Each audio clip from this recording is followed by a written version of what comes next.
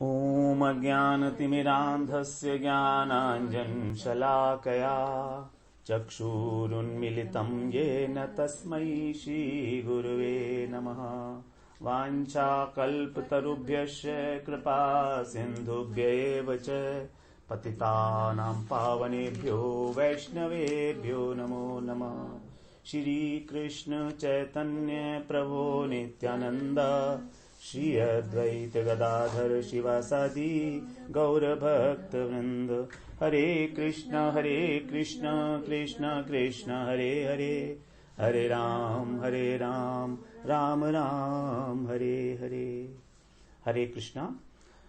श्रीमद् भागवत पुराण और दशम स्कंध, उसमें हम 35वां अध्याय श्रवण कर रहे हैं। तो इसमें जो गोपियों के द्वारा गाया गया हमारा 12वां और 13वां है श्लोक, उसी को एक बार हम दोबारा और करेंगे अभी। ठीक है, हाँ 12-13 एक बार और थोड़ा सा शायद।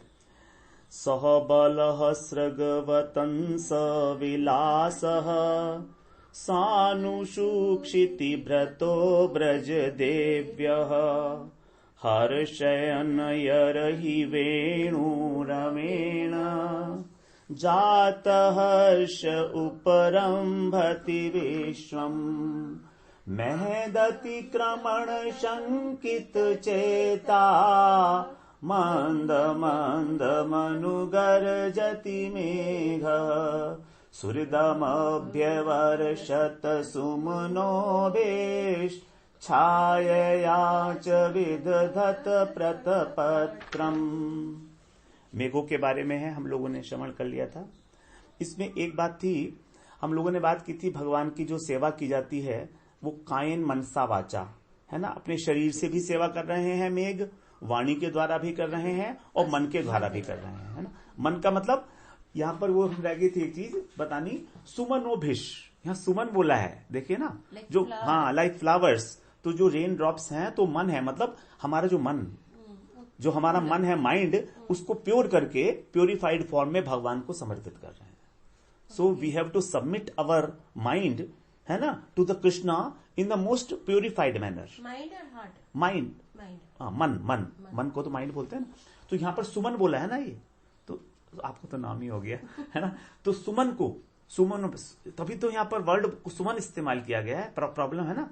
तो वर्षा के रूप में वो उस सुमन को, मतलब अपने मन को समर्पित करते हैं।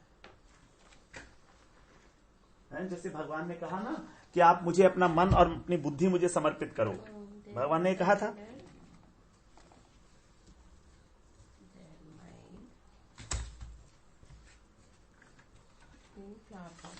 हाँ है ना, दोनों चीजें भगवान को अपना मन समर्पित कर रहे हैं। और मन भी ऐसा नहीं, प्योर करके, बिल्कुल प्योरिफाइड फॉर्म में।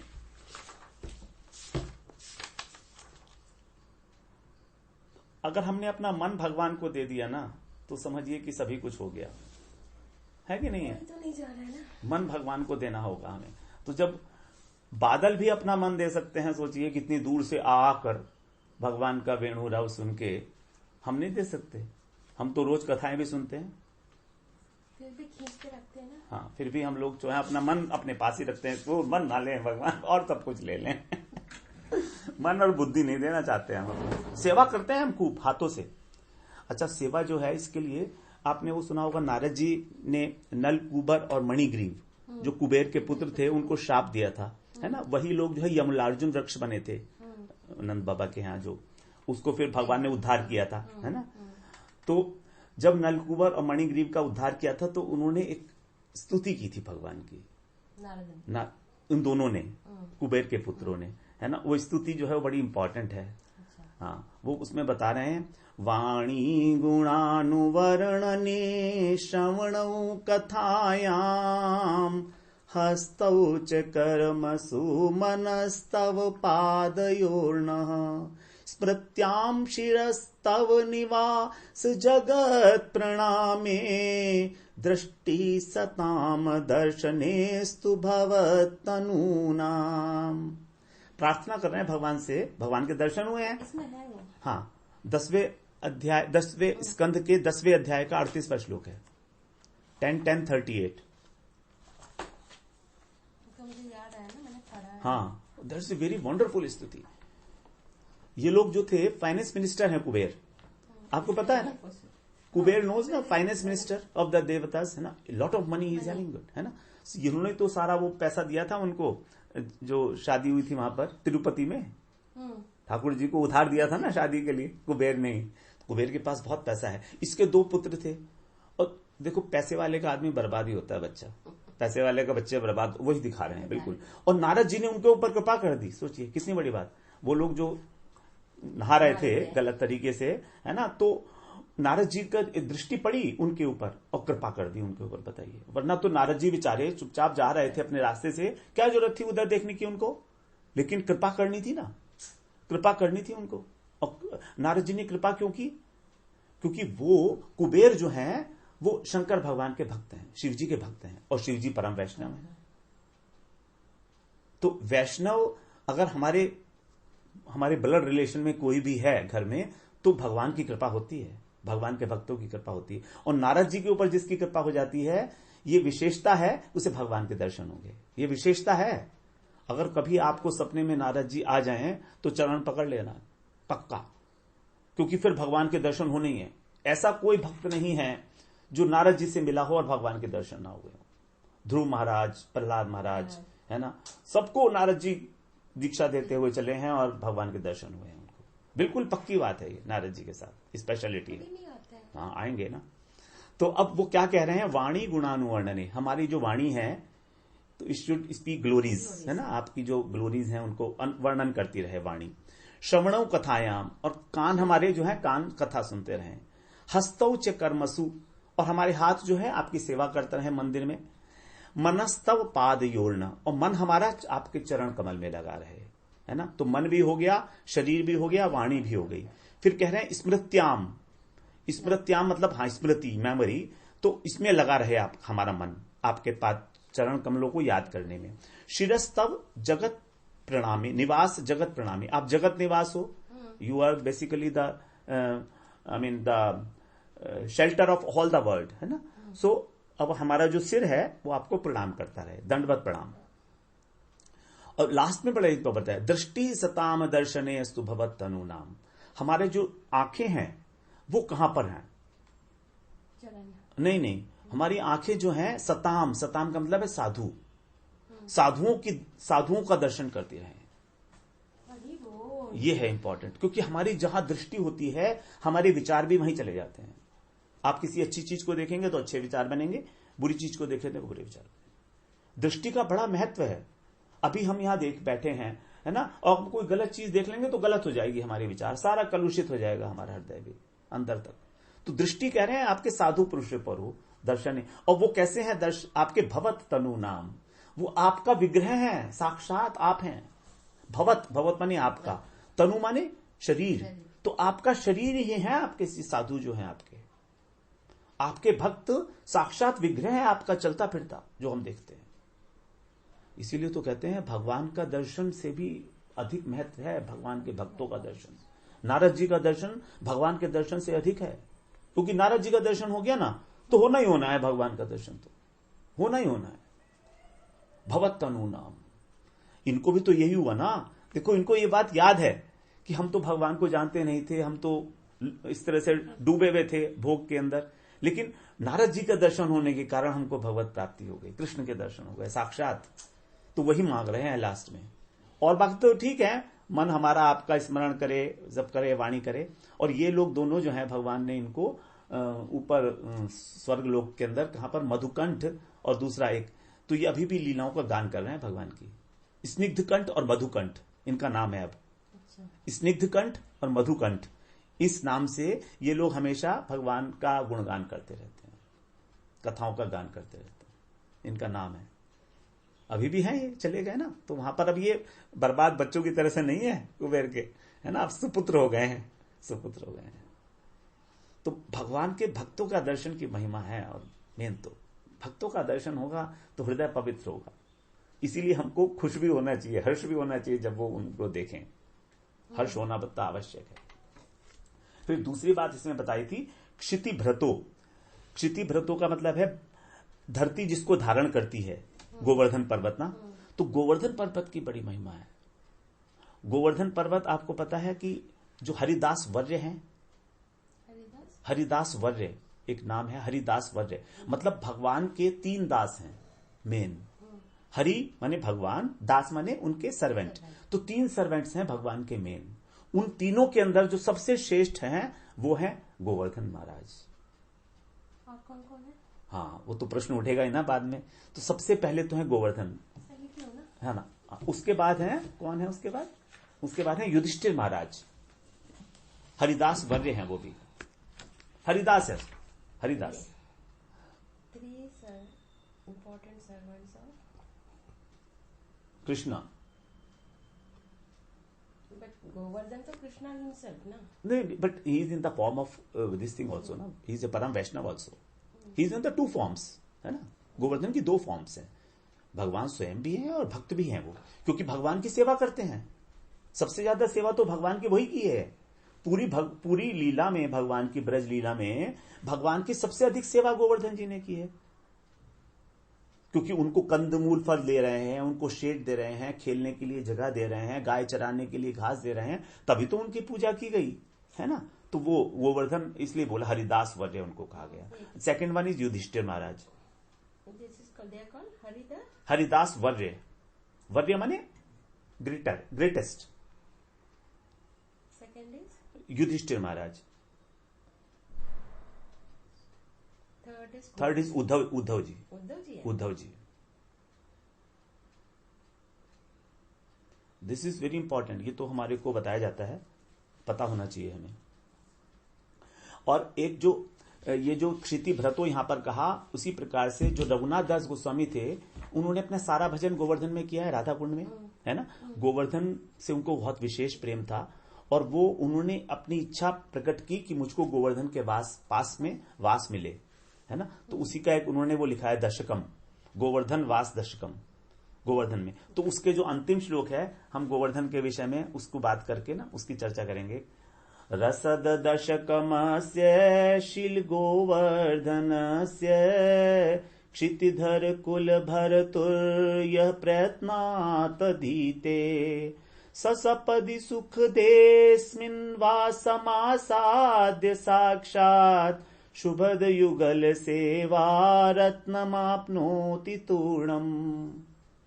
यहां कह रहे हैं कि जो ये गोवर्धन जी का क्या नाम क्या है इसका, श्री गोवर्धन वास प्रार्थना दशकम, श्री गोवर्धन वास प्रार्थना दशकम।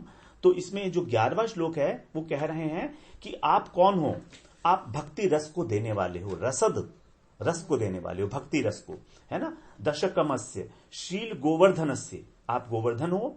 और आप कौन हो? क्षितिधर, क्षितिधर का मतलब पृथ्वी जिसको धारण करती है। जो यहां पर आया था क्षिति भ्रतो, तो उसी से मुझे ख्याल में आया था एक क्षितिधर, क्योंकि मेरे को याद है ये अष्टक ना, वो अष्टक नहीं दशकम।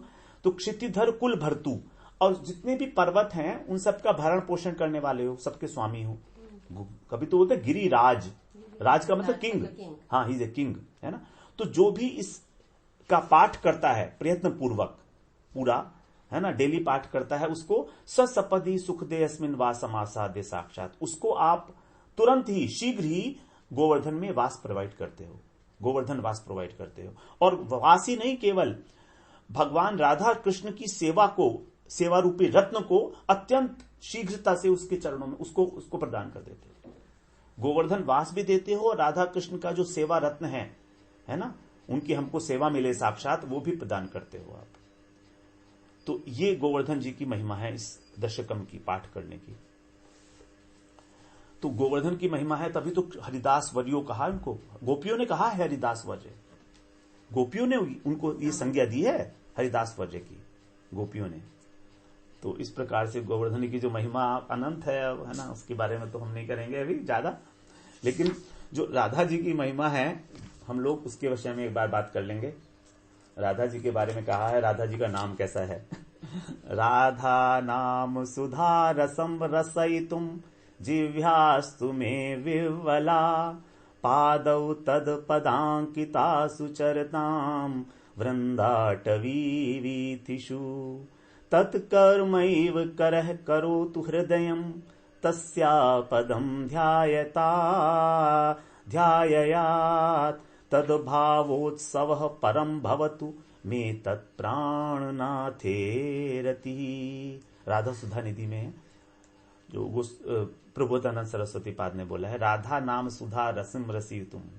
राधा जी के जो नाम का अमृत है, राधा इन शब्दों के अंदर से जो एक वो निकलता है, सुधा निकलती है, एक अमृत निकलता है ना, उसके लिए मेरी जो जीवा है वो अकुला रही है, व्याकुल है उस रस को पीने के लिए। जैसे हम लोग कई बार प्यासे होते हैं तो मन करता है ना, कोई जूस मिल जाता है हमको, एक अच्छा सा ना मौसमी जूस मिल जाता है, ऑरेंज जूस मिलता है ना। ऐसे यहाँ कह रहे हैं कि मेरी जो है जागतिक जूस को पीने की इच्छा नहीं है, उससे तो बहुत मन भर गया है। अब राधा नाम का अमृत पीने की इच्छा है, मेरी अकुला रही है। और मेरे जो पैर हैं वो कहां पर चलना चाह रहे हैं, जहां पर राधा जी के पैर चरण चिन्ह अंकित हैं, उस वृंदाटवी में, वृंदावन में परिक्रमा करने का मन कर रहा है उनका।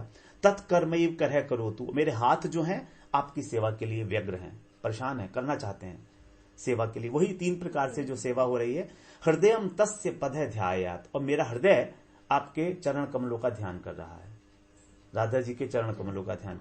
भावोत्सवतः परम भवतु, और मेरे हृदय के अंदर ये जब मैं करता हूं ना तो मेरे हृदय के अंदर नए नए भाव उठते हैं कि हाय अगर मैं होती तो राधा जी की ऐसे सेवा करती, राधा जी को मैं ऐसे खाना खिलाती, मैं ऐसे उनके महावर लगाती, मैं उसके ऐसे बिंदी लगाती उनके, है ना। इस प्रकार से नए नए भावों का उत्सव मेरे हृदय के अंदर उमड़ के आ रहा है ना। और मेरे को जो है आपसे ही प्रेम है, आपके जो आप तत्प्राणनाथे रति, आपके जो प्राणनाथ हैं कृष्ण, उनके अंदर भी मेरी रति हो जाए, आप ऐसा विधान भी करो।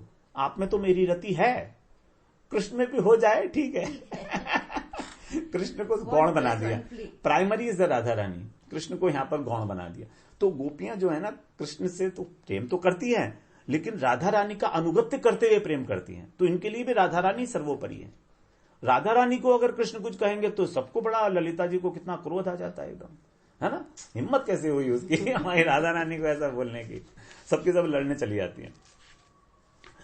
तो यहां पर यह था हमारा कि मेघों ने सबसे पहले अपने शरीर से सेवा की थी, है ना। अच्छा, यहां पर क्या है जो, हाँ ये भी एक भी कहा था ब्रज देव्य, पहली लाइन में ही है ब्रज देव्य, आप ब्रज देवी हो।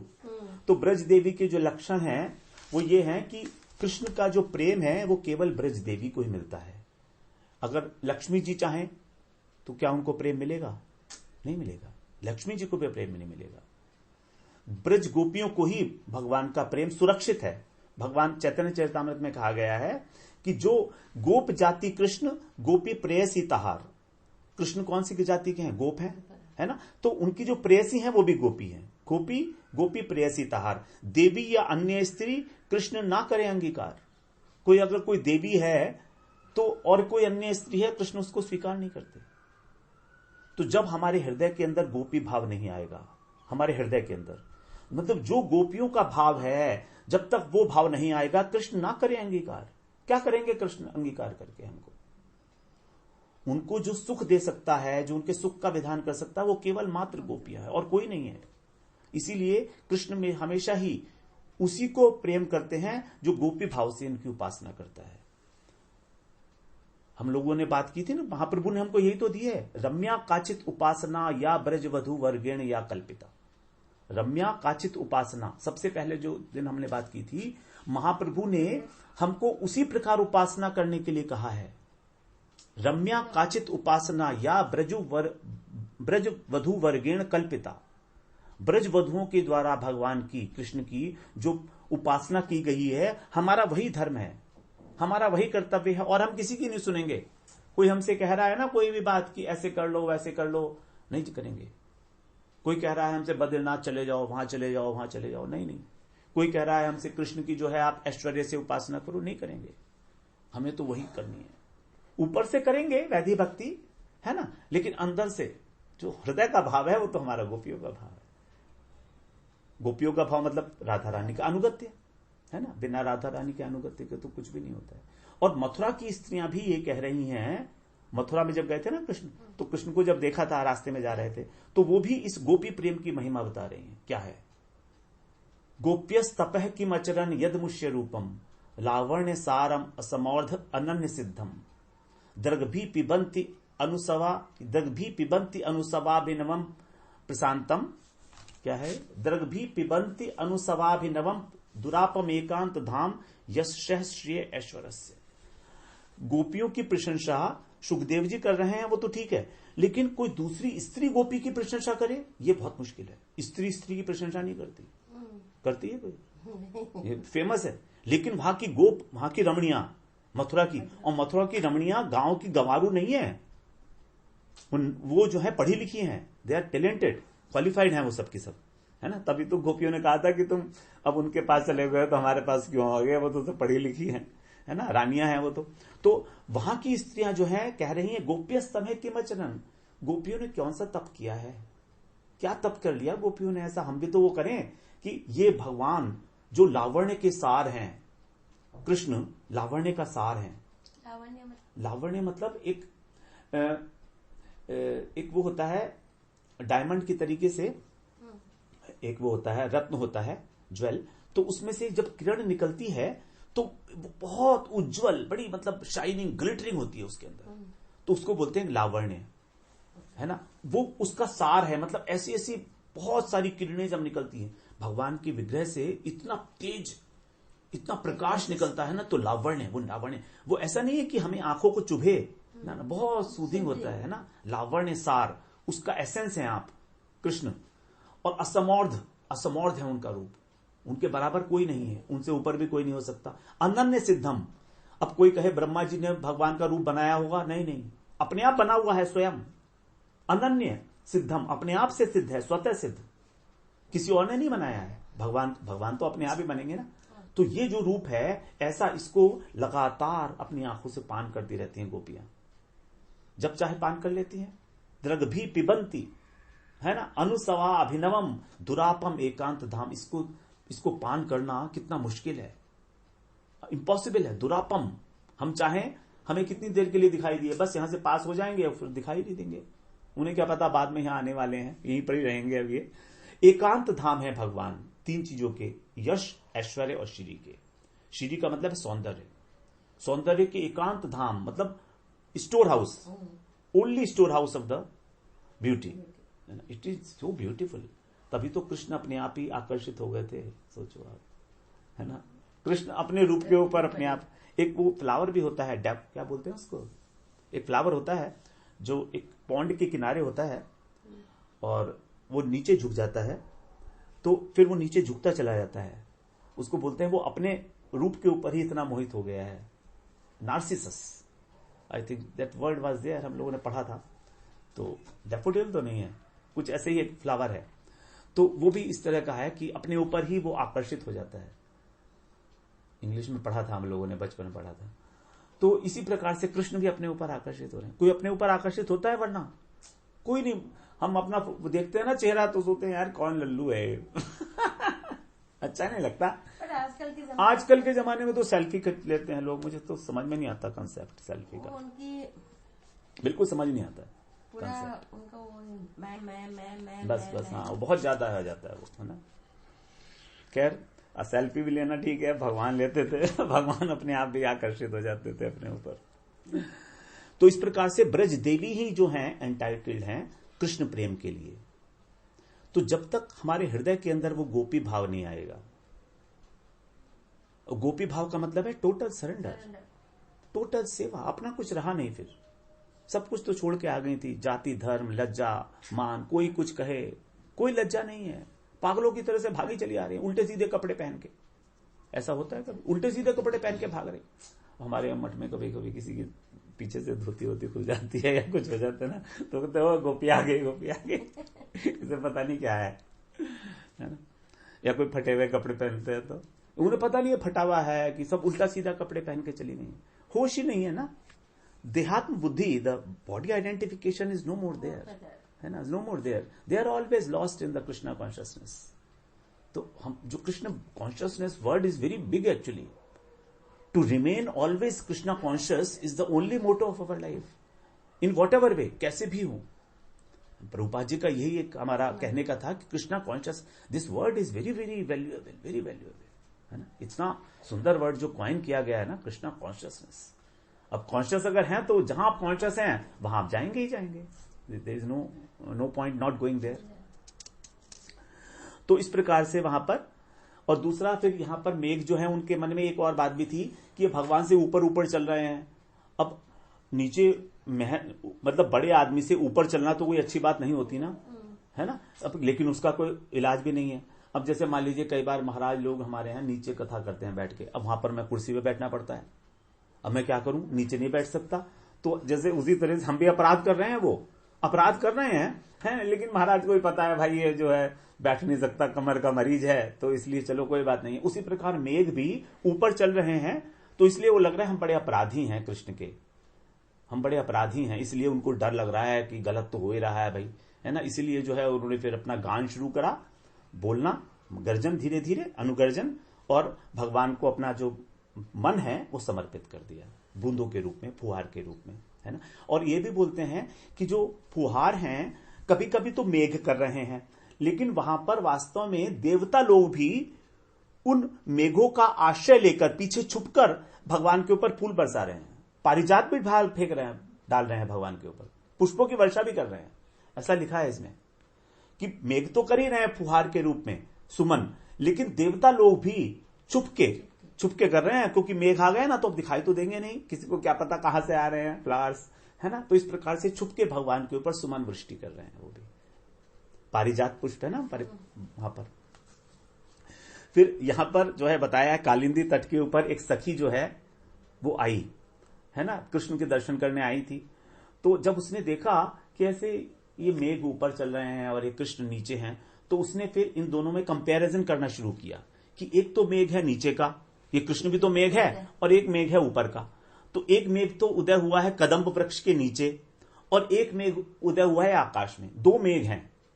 अब कृष्ण को मेघ के साथ किस प्रकार से वो सखी कंपेयर कर रही है, हम इसको श्रवण करिए, बड़ा सुंदर है, वो बंगाली के अंदर है, प्यार है पूरा एक।